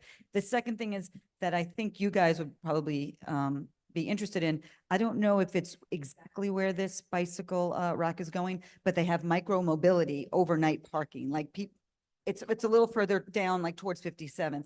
Will that affect that? Because that's a good thing. Not that it's, sanctioned, but it's a good thing. But I think they're there because the Fresh Direct trucks might be there, or no, are they there for Amazon? I don't know. I'm gonna. Okay, so they'll stay there. The micro mobilities will stay there. Okay. And to repeat what Christina's saying, because she's not on the mic, she's saying, Sorry. yes, it will not be affected. Amazon. Great. Thank you. Any other questions on the transportation letters? Okay, we're going to move on to cannabis, and if you can pass the mic to Dolores. I'm always following Jesse. Okay, I just wanted to note for letter 23, we had a friendly amendment, a request from Christine, thank you very much, to give a description of proximity protection, which will add that paragraph in there. We'll be here talking way too long. So bottom line is just to understand. Repeat the question. Oh, sorry. Proximity protection. She asked, what is it? So the bottom line is we got a very conflicting response from OCM, but technically what it's supposed to be is OCM has made determinations of certain applicants that they are almost, we'll call it, allowing to go ahead and be not fast track, but to have that space be available so that it creates the zone in which other operators would not be able to have a license. even if they've gone through committee review and we say we're okay with it. So it does create some issues and problems. That's why we wanted to make sure in this letter that we added at least a comment that OCM, who we theorize OCM understands what they're defining as proximity protection, that we have a problem with it because it creates an issue with community feedback. So I also want to thank Alan for writing this particular letter. And there's really nothing else to highlight. They're very self-explanatory, the other two, but I'll open it up for question. Oh, Jesse. Well, I would just like to add some color and maybe add it to the letter also, but proximity protection, the way that they've rolled out is yet another disaster on OCM's part. They've actually given proximity protection to a number of illegal establishments who themselves are applying for legal licensing. But it also should highlight to everyone that just because a certain location has proximity protection does not mean that it will eventually get a license. They are it was sort of another track where they were giving certain locations priority but not actually, it doesn't actually affect whether they will be licensed or not. So it is a continued mess, and so I'm glad we're addressing it. Thank you for that. Any other questions on these? Yes, Rachel. So understanding the continued mess, I think consistency and kind of laying out our reasoning in the letters for support or against the application is important. So for example, we've had continuous discussions in these letters about, the proximity. I'm guessing with proximity protection, you mean whether it's in like a nearby school vicinity or churches? What do you mean by that then? It's different. And the only reason why it wasn't really spelled out in the letter, originally why I left it out, was because the letter is to OCM, right? So we're telling them what our response is to this particular applicant, which we denied. This was a denial because this applicant did not demonstrate that they had a clear understanding of not only the OCM rules, but there are some reports of other activities that are happening at that space, which are consistent with illegal activity. So there was a concern. So it's just to OCM saying, we have a problem that you've granted this ability to say your space that you are asking for a license for, you're not guaranteed space, but your space, now that is going to be that focal point and we'll call it the protected area where 1,000 feet from there, another applicant would not be able to open up a shop. So it has nothing to do with whether it's near a school or whatever. It's part of OCM's rules to, we'll call it, limit the amount of legal dispensaries that end up being in one municipality. Right. And like Jesse said, it doesn't matter if for them, for their, kind of discretion, whether to allow it or not, it doesn't matter for their decision, right? Right. Okay. So the point of the comment in just to say, we are denying this because there's a problem with this application. However, you've given proximity protection. What's the point of having a community conversation when you're already taking some power out of our hands and you're also doing that against the wisdom of the local community? So, okay, so maybe similar, but different questions for letter 23 and 24. So I saw that in letter 23, we denied the applicant saying there was no community support, whereas letter 24, that wasn't quite addressed other than saying that the applicant was sensitive to community character. So was there any community support or opposition to this one at all? None. I mean, different situations. We had people that specifically came and spoke about applicant 20 in the letter 23. And no one was saying that we're in favor of this application going forward. In terms of 24, by that time, we really had no public attending, so we had no comment. So the comment about community considerations is this particular applicant is focused on the building and maintaining the building's character and how it fits within Hell's Kitchen. So that's what we were making a note, not that anyone was for or against. It was just the particular developer, well, not developer, but the person who wants to renovate this building is very focused on the community character. Okay, thank you very much. Okay, Josephine has a question and then. Well, this is for 24. Okay. So as I read it, there's two parts to this letter. There's the dispensary, and then there's the possibility of cultivating in, okay, all right. Okay, because that's what the way the letter reads now, which opens, it's a totally different ballgame, right? If we're now allowing places to cultivate, process, and distribute marijuana, what are the guidelines, right? This is an all cash business, lots of drugs. What's the security plan? What's the air quality? You know, you dry marijuana, you dry lots of it, there's an odor, right? There's noise. So you look at a city like Denver, and they actually have zoning restrictions of where you can cultivate and process and distribute marijuana, and there are reasons for that. Those are the reasons, right? Security, noise, air quality.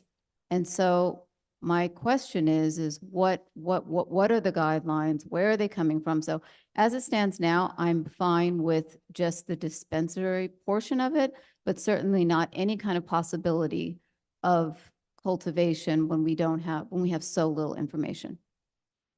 Yeah, again, apologies. The letter was written to OCM and their understanding of the type of licenses that these folks are applying for. This is specifically a license for being able to grow. That is specifically what it's for, which does have its own set of guidelines that are very, very defined in terms of security, the ventilation, where they are allowed to put different types of equipment, et cetera. So we did not expand on that in the letter because it was the type of application that they applied for, which is a grow license. Yeah. So what, you know, as board members here, where is that information for us to see? Because honestly, this is huge. It's a cash business with drugs. Are there going to be armed security? I mean, we really have to think about, I just feel that the whole rollout so far has been very quick, a lot of messiness, as everyone has said in this room. And now we're talking about something that is much larger than just selling, right? You're actually making, who is going to be protecting these buildings? Is this the first of its kind in New York City?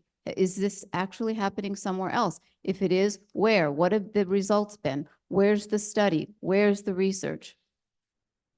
Great points. We actually had another micro business that did come through, which we did also write an approval for. I believe that was 2 months ago, or maybe that was 3 months ago. So we have seen another application similar. I think what we're hearing here, Jessica, is that the public itself is asking for more education. The letters, I still disagree that the letters need to have that much expansive information, but happy to take all that back and add additional, well, not a footnote, but I think to actually explain at some point, perhaps what it is the letters to OCM and then providing the definition of the specific application that they're applying for. I think that might be something the task force should be able to take up, is a broader conversation that just provides blanket, what is it? What is this type of application? What is allowed? Going through what OCM, it doesn't like me anymore. OCM has defined at this moment as the regulation. And then what we have talked about is having a public conversation where we're having OCM listen to public comment, exactly like yours and other people's comments, so that they're hearing what their messy rollout is causing in the community in terms of not just confusion, but also real risks because of the fact that they're not taking into account many of the considerations you just brought up. So I know this letter is going to OCM, but was there public engagement on this? On the law? Yeah, I mean, yeah, Was there public conversation on this specific location of growing cannabis, processing it, and distribution? I mean, that was the item being on our agenda at the task force. That was the conversation. We did not have anybody from the public that spoke on this specifically or show up, but that application was on the agenda, and that was the opportunity for a public comment for this specific applicant. And like all public, like this was well posted, notified, and people had the opportunity to make that comment. I'd like us to move on unless there's a specific comment on the letter. Yes, Christine? it's on the letter, but it's on everything. It seems that we need to have a process similar to maybe BLP, where you have, the important, the critical items which are highlighted and advertise, like growing seems to be a special consideration, right? And then the other ones, which are more business as usual.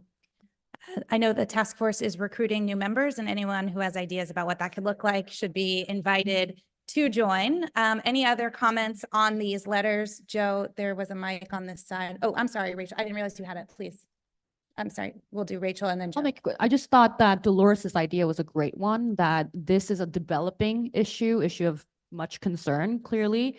And given the chaos and messiness that Jesse mentioned, I think it would be just helpful to have a bit more, I guess, context or a bit of structure, whether it's the background section that we typically put in our CB letter, whether it's kind of, here is what OCM is looking for, here is what the applicant has to at least qualify, whether there is some kind of standard that we can address and saying, this was met, this was not met. I think maybe that'll provide some clarity and help us go through the process. Thank you. We can work on some boilerplate language, perhaps, that helps identify that. I do think the public. So. Thank you, Brad. So, I actually, Dolores, I'm sorry, I saw this like the day before. Clinton Housing owns a 70-unit apartment building just to the north of this location, and there's a 125-unit apartment building to the south of it. This building backs up onto our yard, right? And it also and that yard is shared with St. Luke's Church. My concern here is that we have incredible amount of detail and stipulations in our BLP letters. I understand that OCM, the horrible rollout, nothing's worked that way.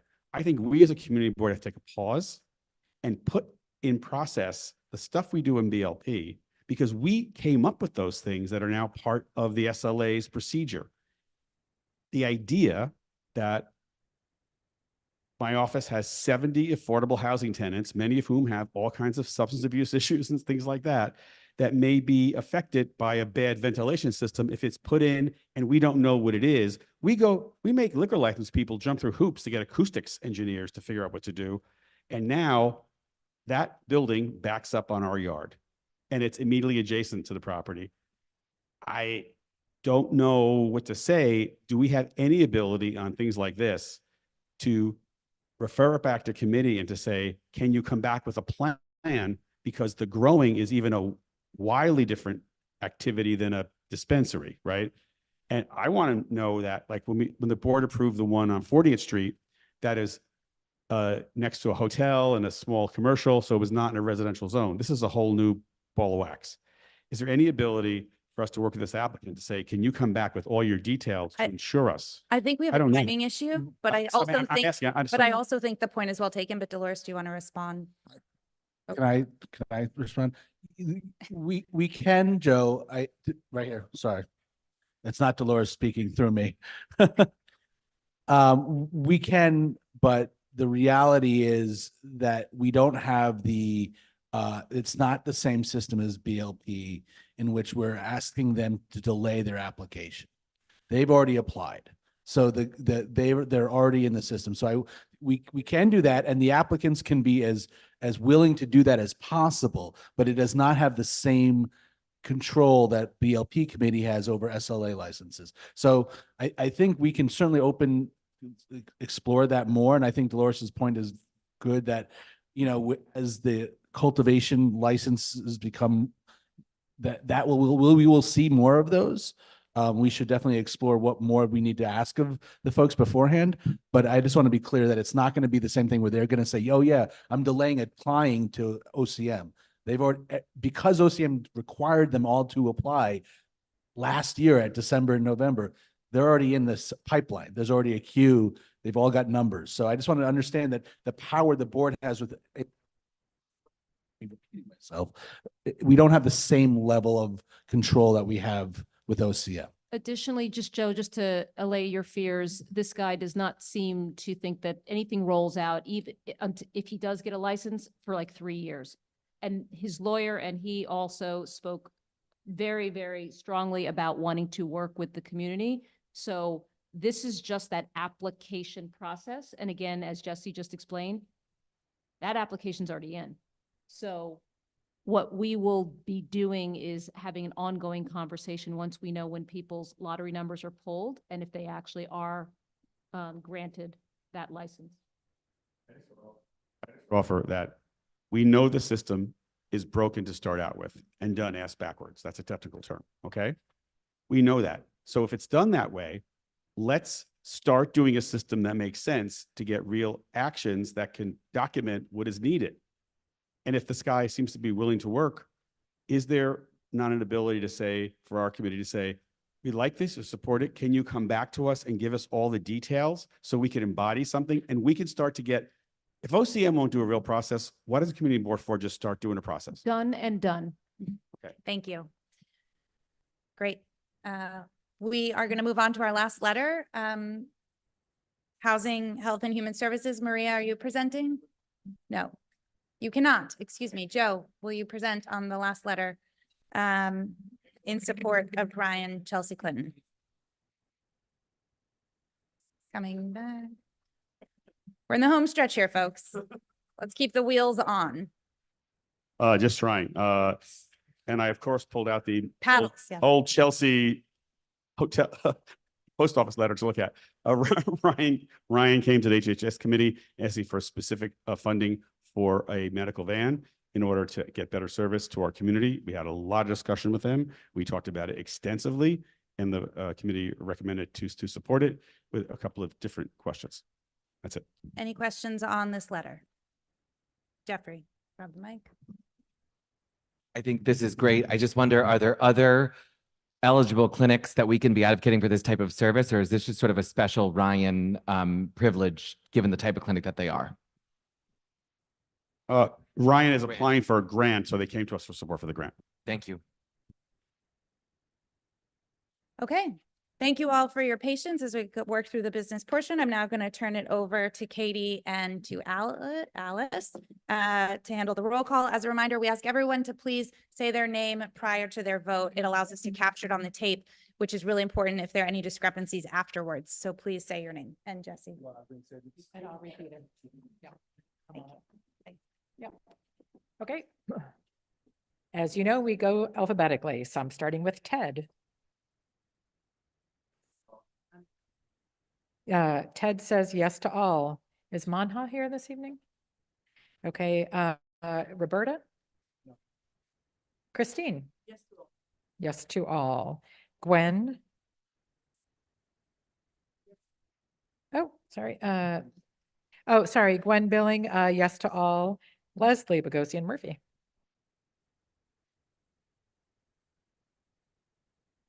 Okay, so Leslie says yes to all except no on 24 and abstaining on 22.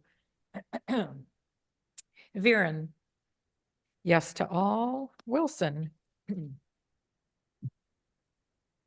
Wilson. Oh, sorry. I thought I saw him earlier. I'm skipping you. Lisa. David. Sorry. Yes to all. Thank you. Marty. No to 2021 and yes to the rest. I'm sorry, what did you say about 21? No to 2021, 20 and 21, and yes to the rest. No to 20 and 21, yes to the rest. Paul Devlin? Yes. Yes to all. Tina D. Yes to all. Pete Diaz. Yes to all. Wendy Gonzalez. Yes to all. Matt Green.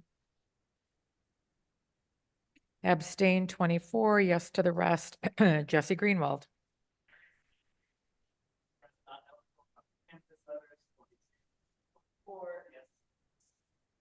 All right, P&E 22 through 24, yes to the rest. Candace.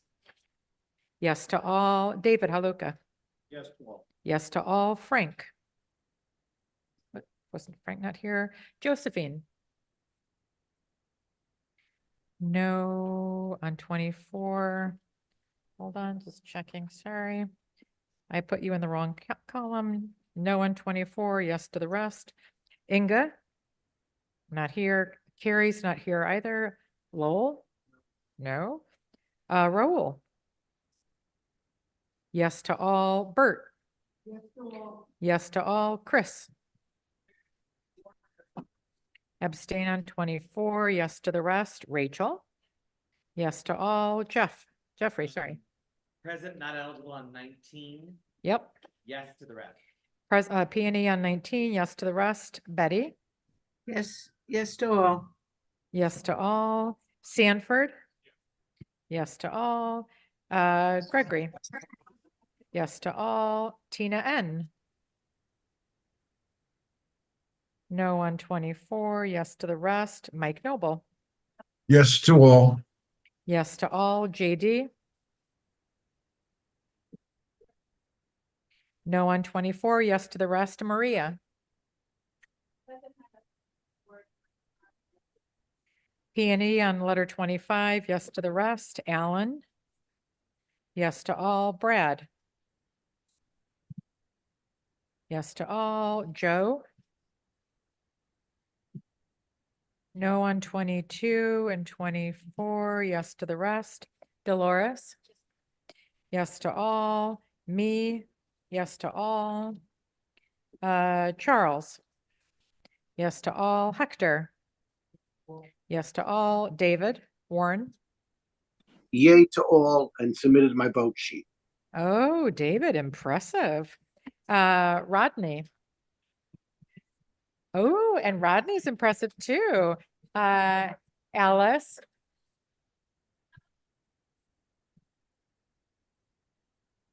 Got it. No to 22 and 24, yes to the rest. The very last person is Jessica. Yes to all. All right. I think was there anybody who didn't vote for some reason? Okay, we're good. Thank you, Katie. Thank you. Thank you all. Get home safe, stay dry.